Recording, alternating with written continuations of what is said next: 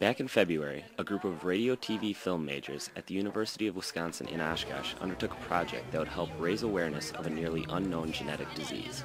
This disease is called ataxia telangiectasia, but is more often known as AT. The disease is comparable to having cystic fibrosis, muscular dystrophy, cerebral palsy, immune deficiencies, and cancer all at the same time. The kids themselves, they have no mental problems or anything like that. It's just their body is kind of physically trapping them in there, and they can't do things with it, and how they cope with that, like how they can't talk to you and they can't, communicate all the time, but inside they're just full blooming persons just ready to burst out, but they just are trapped inside. We met with one of the families who lives with us over in Freedom, and went up there, met her. She has 3 kids and 2 of them have AT.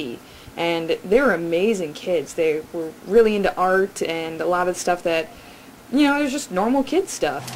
And that's my roommate, and we're in Cancun. I have 3 children, 2 affected with AT. Tyler is 16 and Katie is 12. Tyler was 18 months old at the time my aunt noticed that he walked unsteady.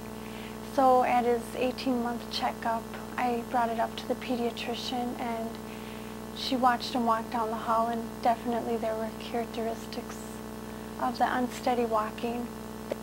And by the time he was 3 years old, we'd have to put him up against the wall to zip his coat up because he was just so unsteady. It's very humbling, because here, when I first met Sheila, she's a struggling mother who births 3 beautiful children, and not until the 3rd one is born was Tyler diagnosed with it, and then only then did they realize that Katie, their 3rd child, had this disease as well. And Sheila is such a force with these kids. To have the kind of courage that she has on a daily basis, to be around that, it makes you a better person. And it's not just Sheila, it's all these parents who have this drive in them to find a life-prolonging cure for their children. And when you are surrounded by people who live with this day in and day out, you can't even begin to know the struggles that they have as parents, let alone the children. Ataxia telangiectasia was a word that nobody had ever heard before, and we had a task to not only educate the community, but tell them why they need to care about it. And that's what was exciting about it. Here's a family in our community that needs our help. We have skills that can get them some money, get the organization some money in an attempt to find a cure. The students have spent their time on the many aspects of a large-scale live television broadcast. They've been fundraising and constantly searching for items that can be used in the on-air auction. Well, it's going to be a 9-hour broadcast from 3 to midnight, and we will have auction items sold so people can call in and bid on those, and then hopefully that will have them go up to a certain level of, amount of money. Alumni Brad and Deborah Carr started the telethon back in 1999. I was working the weekend assignment desk at Fox 11 in Green Bay, and one of the weekends on a Saturday afternoon I had a phone call from Sheila, and she was telling me about a motorcycle benefit for her 2 children. MBS always, as part of an organization of students, also look for philanthropy projects to participate in. Brad's really the one that came up with the idea to actually use our skills as radio, TV, film majors to begin the telethon.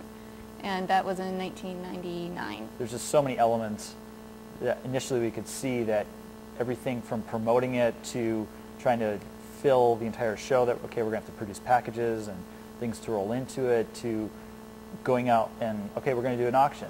Okay, well, what are we going to auction off? We need to get 30 students to go drive around the whole valley and find donations from different places to auction off. We'll have entertainment aspects and stuff, just things for regular people to watch, like a regular telethon. What we're trying to do is raise money for the organization and get what the organization stands for across, and that's a non-profit, and that we need people to donate to us. A lot of the parents were really amazed that we had never known a person who'd had AT before, and then we were just saying that we're doing this telethon, it's a good experience, it's a nice thing to do for people, and they were just blown away by it. It's overwhelming that you would take this on because you're not affected with it, and to do it, to step up to the plate, it means so much to us. It really does. Words can't explain the feeling. it inspires you to do what you can and just to give what you can and help in any way you can. And when this telethon comes along, even if it's $5, $10, it's all going to help that cause.